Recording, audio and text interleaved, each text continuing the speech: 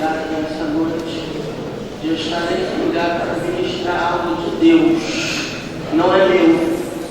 Nada do que eu vou falar aqui é meu. É tudo dele. Por isso a glória é dele, a honra é dele, a promessa é dele. Quem vai falar é ele. Amém? Quem acredita, diga glória a Deus. Livro de Ruth, capítulo 1, versículos de 1 ao 4. Glória a Jesus. Capítulo 1, versículos 1 ao 4, livro de Ruth. Glória a Deus. Depois dos juízes, entre 1 e 2 Samuel, juízes, está Ruth. Amém? Glória a Deus. Amém? Amém. Vamos falar do período pré-monárquico, aonde quem governava a nação de Israel eram os juízes. Nesse período está inserido o contexto da história de Ruth, Noemi e Elimelec. Nós precisamos da graça e misericórdia de Deus para falar tudo aquilo que está inserido nesses 4 versículos. Amém? Sucedeu que nos dias que os juízes julgavam, houve uma fome na terra. Diga comigo, fome na terra. Por isso um homem de Belém de Judá, diga Belém de Judá, saiu a peregrinar nos campos de Moabe. Diga, nos campos de Moabe. E sua mulher e os seus 2 filhos. Era o nome deste homem Elimelec. Diga, Elimelec. Guarda esse nome. E o de sua mulher Noemi. Os seus 2 filhos, Malom e Quilion, efrateus de Belém de Judá. E chegaram aos campos de Moabe e ficaram ali. E morreu Elimelec, marido de Noemi, e ficou com ela seus 2 filhos, os quais tomaram para si 2 mulheres moabitas. Era o nome de uma órfã e da outra Ruth. E ficaram ali quase 10 anos. Podeis assentar, irmãos? Glória a Deus.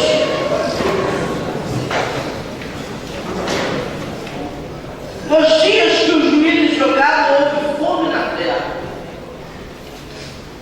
O texto parece até uma contradição, mas como a Bíblia não tem sombra, mudança nem variação, e não pode ter variação em Deus, porque Deus, quando fala, Ele cumpre, Ele é fiel, Ele é verdadeiro, Ele não é homem para que minta, nem filho do homem para que se arrependa. Por isso, quando Ele fala e cai na história, você precisa entender o que Deus está querendo dizer. São 4 versículos que parecem estar contando apenas a história de 4 ou 5 pessoas, mas na verdade nós precisamos transcender a história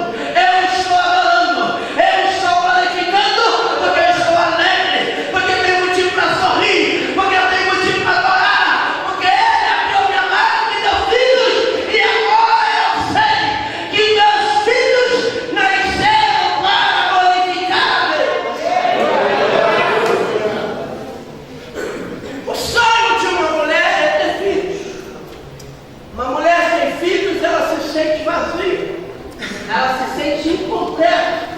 Ela precisa, o relógio biológico, quando grita, ela sente a necessidade muito forte de conceber filhos.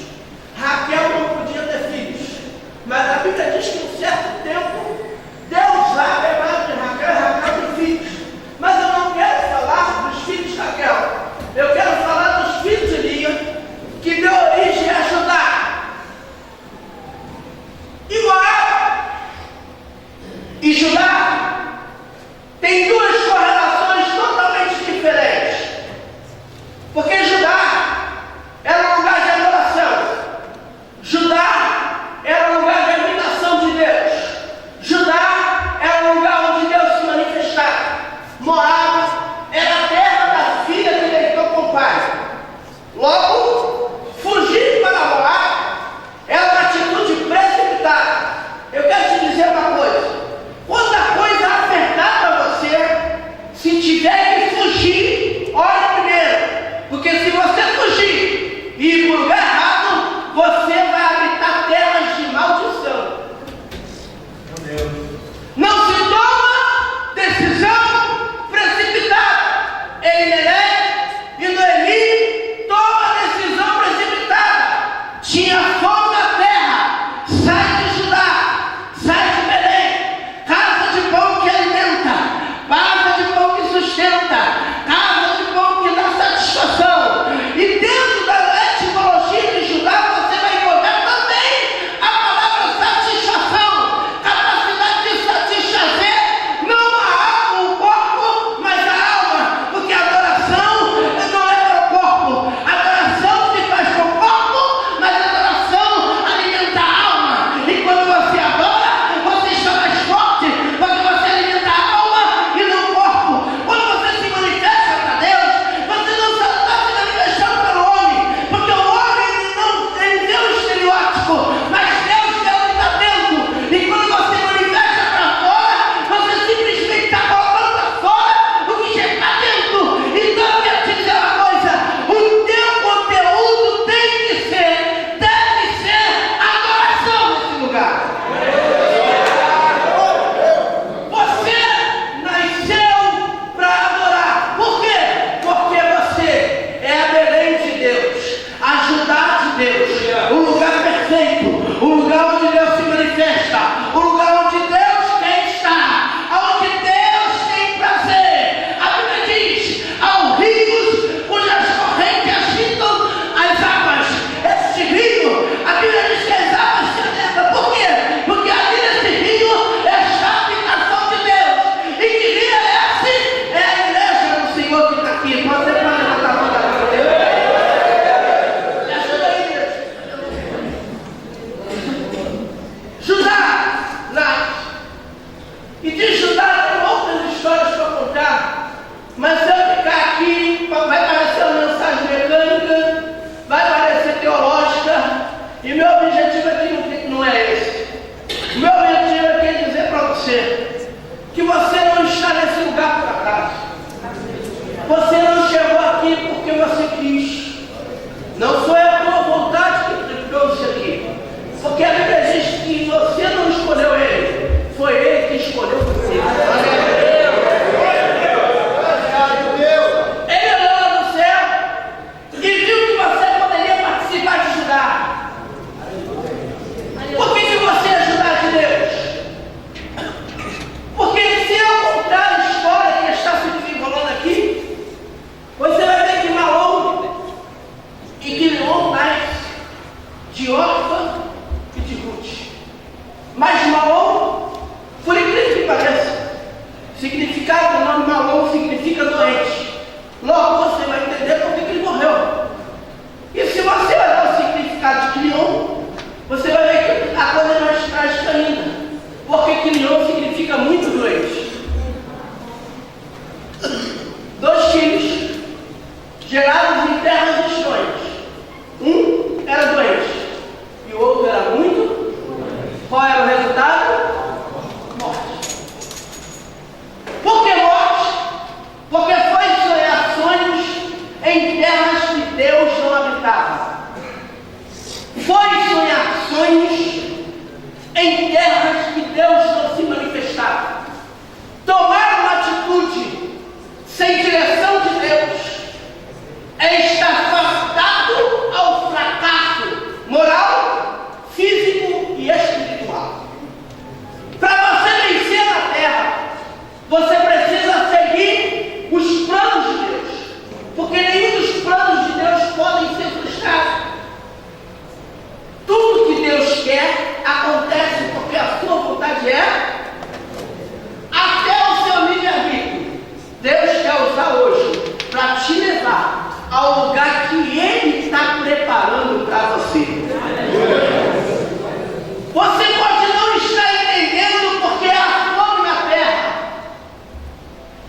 porque a terra está em escassez, porque o momento é de crise.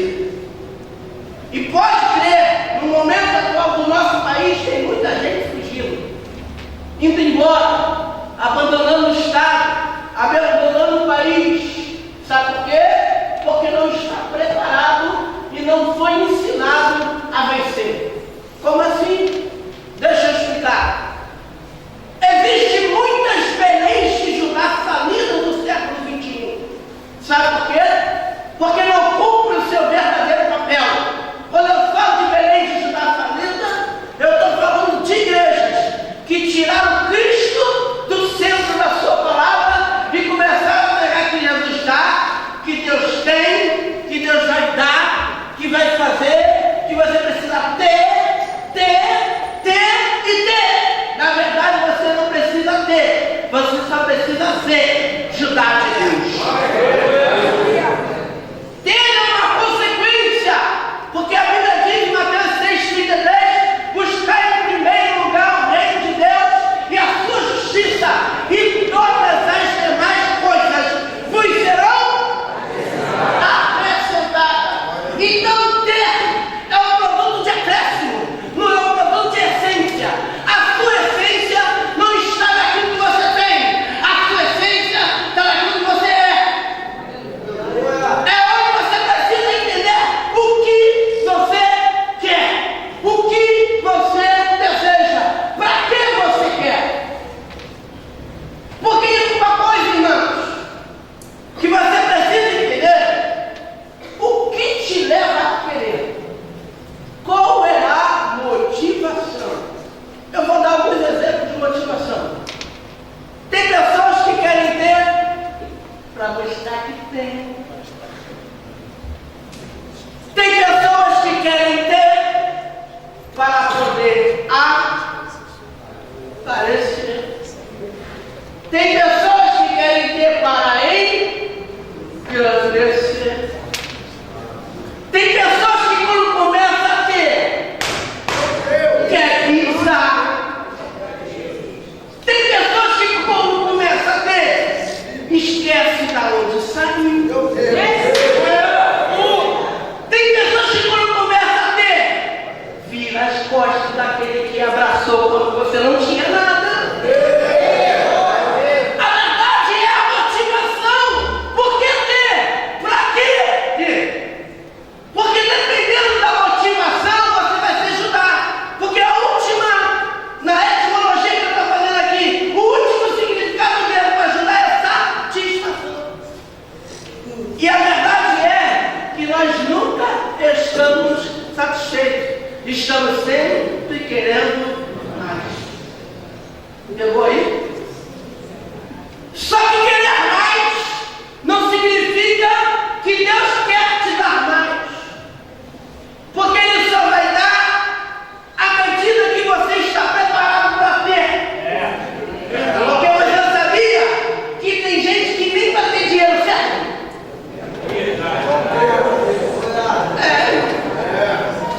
Foi pastor Léo, pastora Cláudia, foi os irmãos da irmão.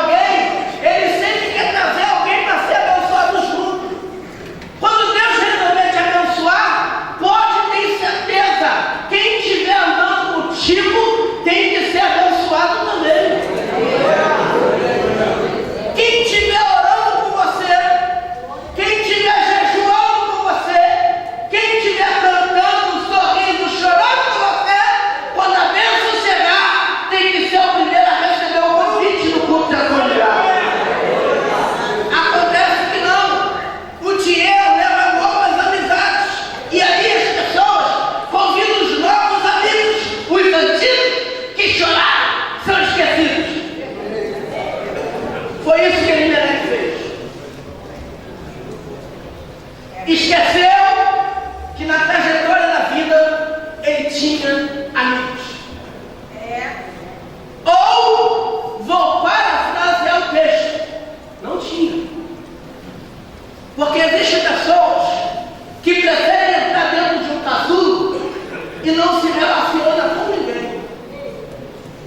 Tem pessoas que preferem entrar dentro de um casulo retraindo-se, não se relaciona com ninguém, não constrói amizades. Enquanto constrói, às vezes, as amizades são equivocadas. E essas, ao invés de abençoar, fazer depósito, acrescentar, suga, tira, arranca de você. Existem pessoas que só se aproximam de você para tirar o que você tem. É por isso que até para fazer amigos tem que orar a Deus.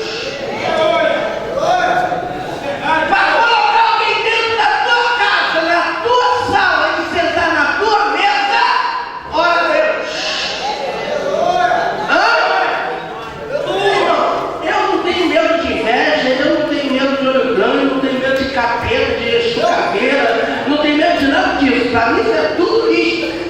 Porque eu sinto eu da tribo de Judá. Mas tem pessoas que servem a ele. Já viu aquela pessoa que está tudo bem na casa, quando ela chega, o terremoto acontece? Você conhece? Eu não conheço ninguém aqui, tem ninguém assim não, né, irmão? Ô Jesus, aleluia, glória a Deus. Então, posso continuar? Às vezes, não é a terra que você está. Às vezes, é quem você escolheu para andar perto dele. Eu sou produto hoje daquilo que eu escolhi ontem, lá atrás.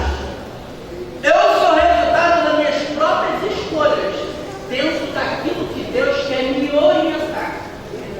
As provas que vivi, os problemas que enfrentei, eles só serviram para moldar a minha vida, inspecionar a minha vida, modificar a minha vida, porque em Cristo tem que ter mudança. Esse negócio de estar em Cristo, mas não mudar, nunca encontrou. Eu nunca fui, mas eu recomendo rápido, porque tem gente que nunca foi e nunca se encontrou com Deus.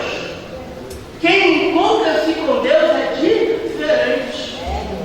Posso falar uma coisa para você? Eu estou há 5 meses querendo ir, mas eu nunca tive pressa. Sabe porque eu sabia que quando Deus quisesse, eu estaria aqui. Porque não basta usar o conhecimento teológico, filosófico ou acadêmico que eu tenho. Eu tenho que estar dentro da vontade de Deus e eu posso te garantir, Deus queria que eu estivesse aqui hoje. Primeiro porque eu soube esperar e eu me preparei para isso. Porque eu não vim aqui apenas pregar, eu vim aqui profetizar e que a sua vida saia mudar a partir de hoje. Eu vou liberar uma palavra profética para você, porque Deus me capacitou para isso daqui a pouco. Agora, para me liberar uma palavra para você, eu quero te dizer o seguinte: Deus, quando abençoa, logo vai chegar perto de você aqueles que não participou. Eu aprendi isso com Neemias. Neemias recebe carta, autorização, material, vai para Jerusalém, circula, estratégia, faz todo o planejamento, chega lá, começa a obra. Quem aparece? Sanballat, Gesem e Tobias. Sabe o que eles vão lá fazer?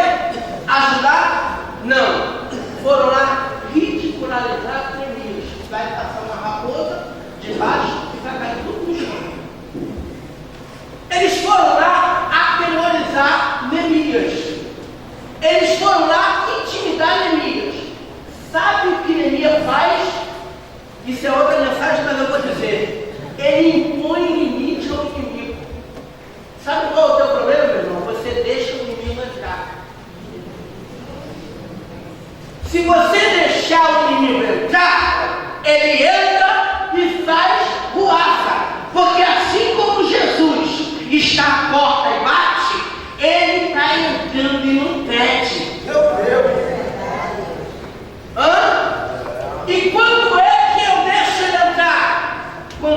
vigio. Quando eu não oro e sou dependente da oração dos outros, quando eu só leio a Bíblia dentro da igreja, não procuro Deus para falar comigo dentro da minha casa, quando eu dou desculpa e digo que não tenho tempo para consagrar, para jejuar, para orar de madrugada, olha aí, eu fico dando desculpa da minha preguiça, eu fico dando desculpa da minha indiferença, eu fico dando desculpa do meu comodismo, porque é muito fácil. Pastora Joyce e pastor Léo estão orando por mim. Estou debaixo de cobertura espiritual. Vou ser abençoado. E a sua parte que vai começar a fazer quando? Até quando você vai ser bebezinho que tem que ficar andando no colo para dar carrinho? Quando é que você vai começar a crescer e andar com seus próprios pés? Como é que você vai começar, em vez de dar trabalho, ajudar a trabalhar? Quando é que você vai amadurecer, virar tudo e deixar de ser menino? O problema de muita gente é que está debaixo da cobertura dos outros, mas não quer botar cobertura em ninguém. Quer ser abençoado, mas não serve para abençoar ninguém. O problema não é a terra, é quem está na terra. Porque onde eu botar o pé, vai ter que ser abençoado. Ele está comigo. Ele está contigo aí. Cadê Júlio aqui agora? Cadê Júlio aqui, Felipe? Cadê Júlio aqui, Valentim? Cadê Júlio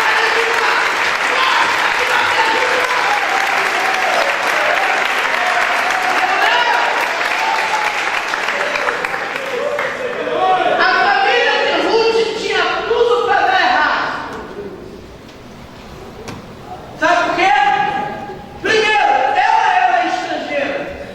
E foi quem mais me ensinou a todos. Por quê? Por causa do exemplo. Ela tinha uma sogra. Não é minha sogra, não. Sabe por que ela tinha? Quem tem sogra não morre casou, né?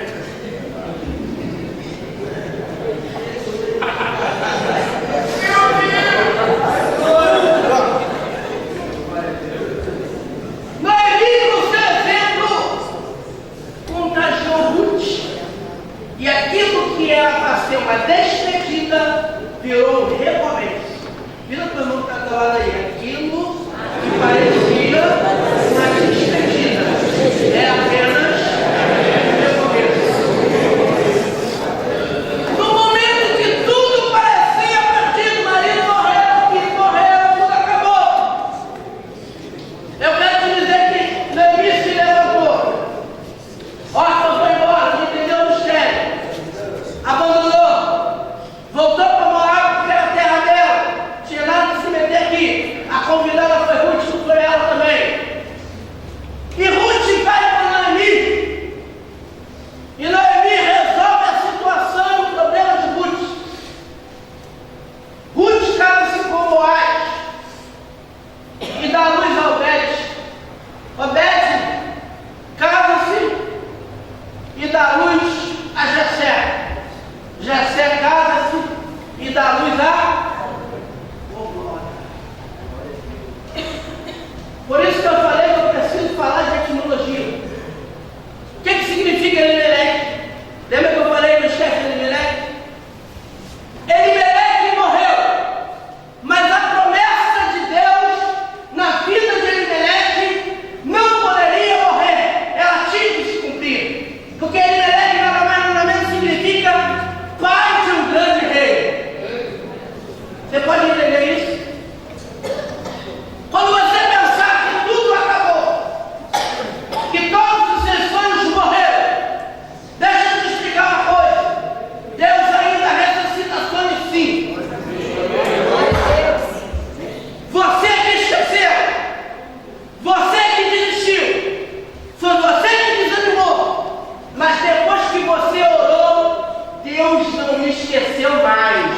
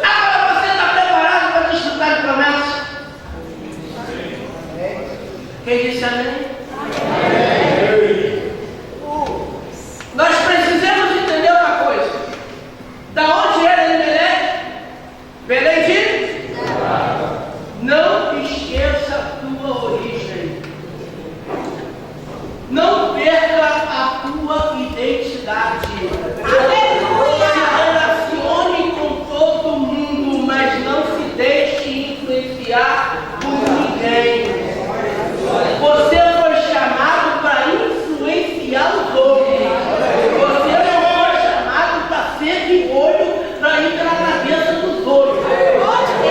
Você foi chamado para impactar, para mudar, para profetizar, para transformar, para edificar. Quem andar contigo vai ter que seguir teu passo. Você não tem que seguir o passo de ninguém.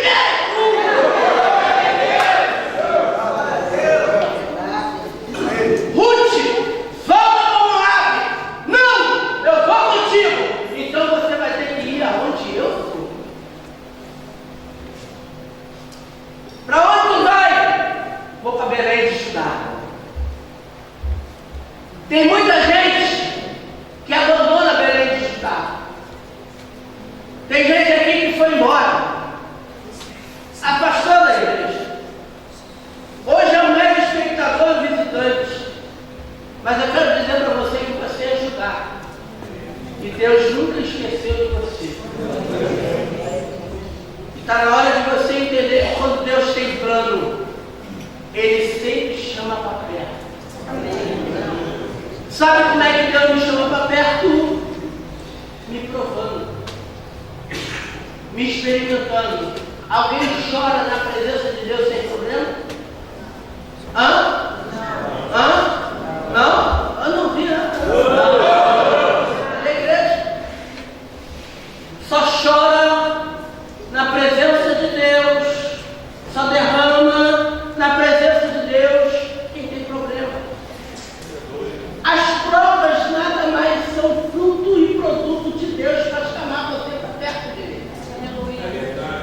Salmo 119, versículo 71 diz: foi-me bom ter sido afligido, para que eu entendesse e compreendesse os teus caminhos.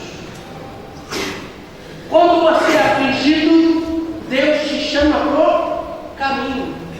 Deus te chama de volta para a tua origem. Sabe aonde você está? Aonde Deus quer que você esteja.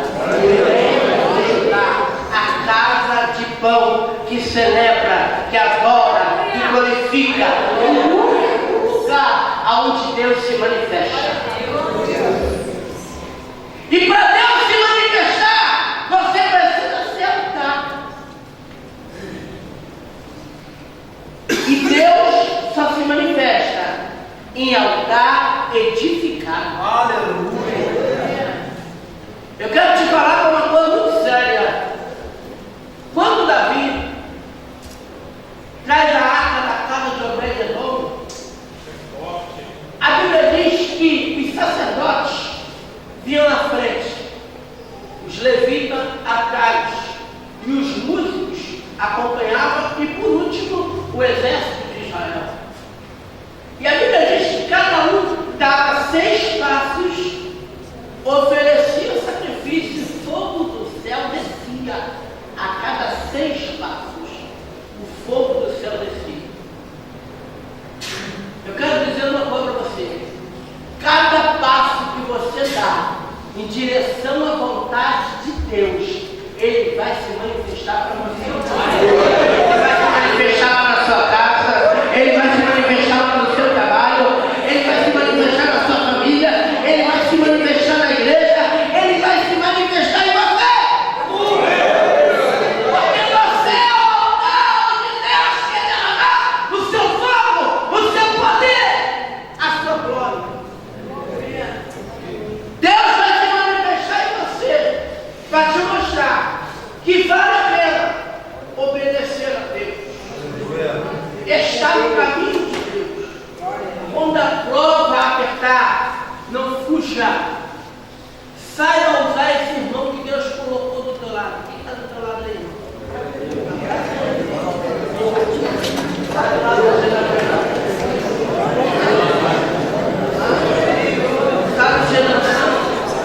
Sabe por que Deus colocou esse irmão aí do teu lado aí? Mas ele nem senta do meu lado todo dia, você sabe por quê?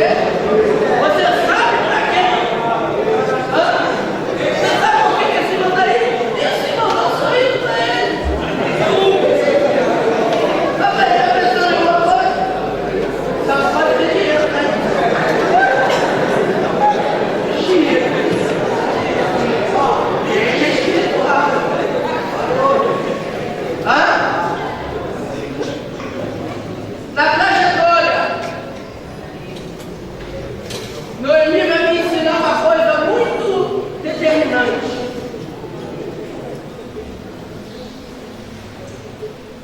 Não é o que eu perdi que vai determinar o que eu vou ser.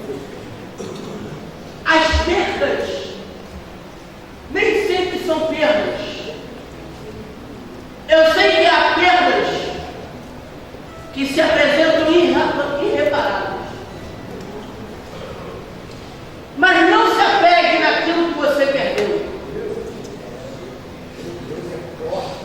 Porque quando Deus tira algo, alguém ou alguma coisa de nós, é porque Ele está preparando